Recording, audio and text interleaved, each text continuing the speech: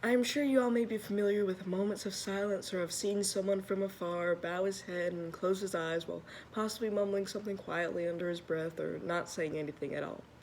While this person could be asleep, there is a possibility he is praying.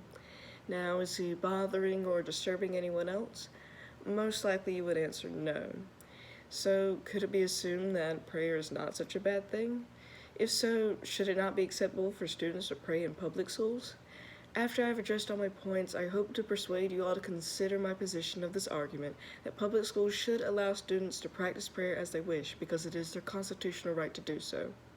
To begin the explanation, let us turn our attention to the U.S. Constitution. The First Amendment provides freedoms for speech, petition, press, assembly, and most important for this discussion, religion. With that being said, students' rights to pray in public schools are protected under the First Amendment.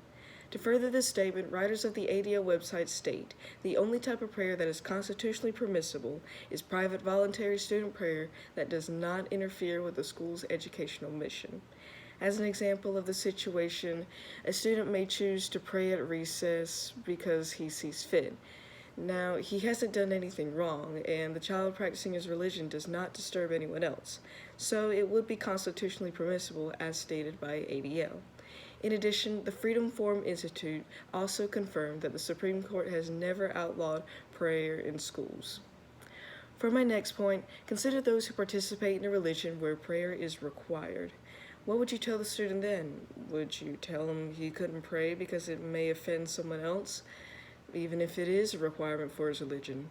Forbidding him from practicing something which he finds as normal would prohibit his First Amendment right. In essence, take into consideration those who are strong in their faith and need it. And what about those who find comfort in praying? There are many students who pray before an important test because it will calm them down and help them to do their very best. According to writers of All About History, the U.S. Supreme Court has urged school cooperation with religious authorities, for it then respects the religious nature of our people and accommodates the public service of their spiritual need. In addition to this statement, the writers have also commented that school prayer would address the needs of the whole person and reinforce the values taught at home and in the community. Stopping a child from doing something which satisfies his beliefs would not be very ideal. If this is what the child chooses to do, then there is no need to stop him. Finally, I would like to speak on behalf of those who may be uncomfortable with the thought of giving religious students the opportunity to pray.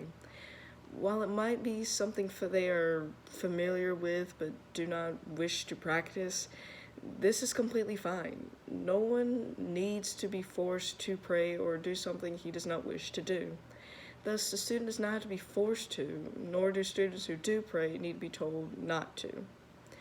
To wrap up this discussion, prayer in public schools allows students to express their beliefs freely since it is their right as long as it is not disruptive. This is because it is their constitutional right, and it may allow them to fulfill their religious duties, and if someone does not wish to pray, this person does not have to.